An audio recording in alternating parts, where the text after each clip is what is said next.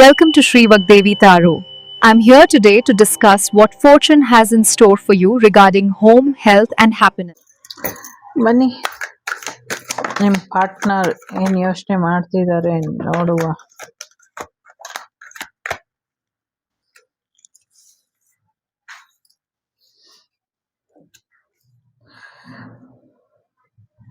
ಏನೋ ಒಂದು ನಿರ್ಧಾರ ತಗೊಳ್ಳೋದ್ರ ಬಗ್ಗೆ ಯೋಚನೆ ಮಾಡ್ತಿದ್ದಾರೆ. ನಿಮ್ಮಿಂದ ದೂರ ಇರಕ್ಕಾಗ್ತಾ ಇಲ್ಲ ಅವರಿಗೆ.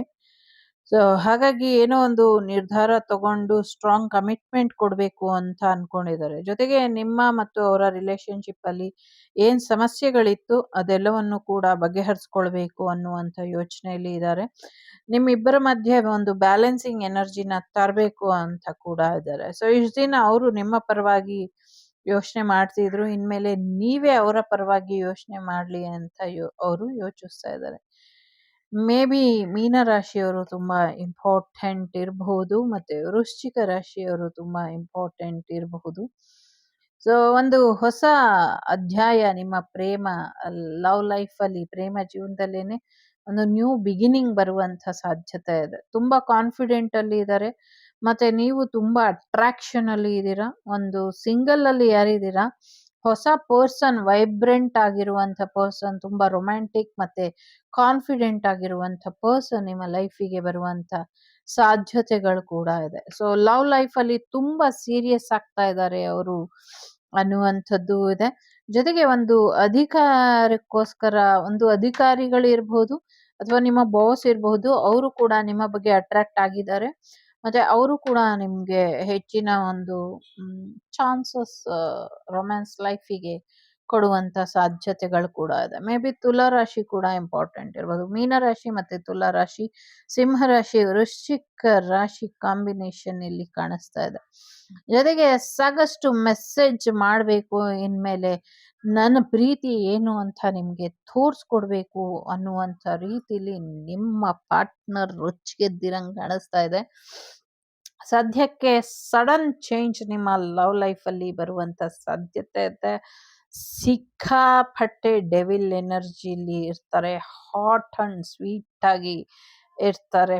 ಪ್ಯಾಷನ್ ಅಂಡ್ ಡೆವಿಲ್ ಎನರ್ಜಿಲಿ ಅವರು ಇರುವಂತ ಸಾಧ್ಯತೆಗಳು ಕೂಡ ಇದೆ. ಸಡನ್ ಆಗಿ ಚೇಂಜ್ ಮಾಡ್ತಾರೆ ಡಿಸಿಷನ್ನ ಅನ್ನುವಂಥದ್ದು ಇದೆ.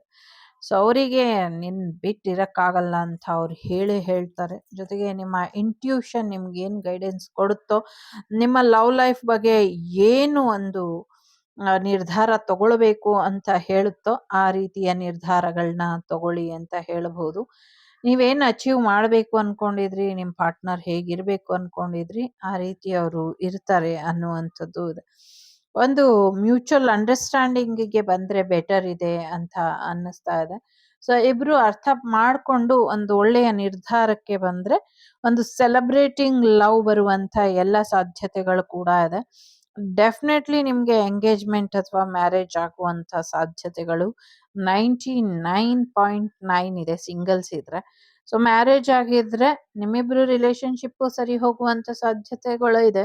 ಥರ್ಡ್ ಪಾರ್ಟಿ ಸಿಚುವೇಶನ್ ಅಲ್ಲಿ ಇದ್ರೆ ಇನ್ನಷ್ಟು ಹಸಿ ಬಿಸಿ ಆಗುವಂತ ಸಾಧ್ಯತೆಗಳು ಕೂಡ ಇದೆ. ಸೊ ಸಾಧ್ಯ ಆದಷ್ಟು ನಿಮ್ಮ ವ್ಯಕ್ತಿತ್ವನ ಎಲ್ಲೂ ಬಿಟ್ಕೊಡ್ಬೇಡಿ, ಹಾಗಂತ ಹಠ ಕೂಡ ಮಾಡಕ್ ಹೋಗ್ಬೇಡಿ. ಯಾಕೆಂದ್ರೆ ಹೊಸ ಪ್ರೀತಿ ಒಳ್ಳೆ ರೀತಿಲಿ ಕಮಿಟ್ಮೆಂಟ್ ನ ತಗೊಂಡು ಬರ್ತಿದೆ. ಎಕ್ಸ್ ಕೂಡ ಬರಬಹುದು, ಹೊಸ ಪರ್ಸನ್ ಕೂಡ ಬರಬಹುದು. ಎರಡರಲ್ಲಿ ಯಾರು ಬೇಕೋ ಅವ್ರನ್ನ ಆಯ್ಕೆ ಮಾಡ್ಕೊಳ್ಳಿ. ಕರೆಂಟ್ಲಿ ಇರೋರು ಕೂಡ ಅದೇ ಯೋಜನೆಯಲ್ಲಿ ಇದ್ದಾರೆ. ಇದಿಷ್ಟು ನಿಮ್ಗೆ ಬಂದಂತ ಮಾಹಿತಿ ಇಷ್ಟ ಆಯ್ತು ಅಂತ ಅನ್ಕೊಳ್ತೀನಿ. ಇಷ್ಟ ಆದ್ರೆ please like, share and subscribe. Shri Vagdevi Kannada tarot. Take care, bye, ನಮಸ್ತೆ. ನಾನು ನಿಮ್ಮ ಅಭಿಮಾನಿ Kamalakshi. Take care. The Sri Vagdevi Taro channel is so glad to see you again. Thank you for watching our tarot card readings today.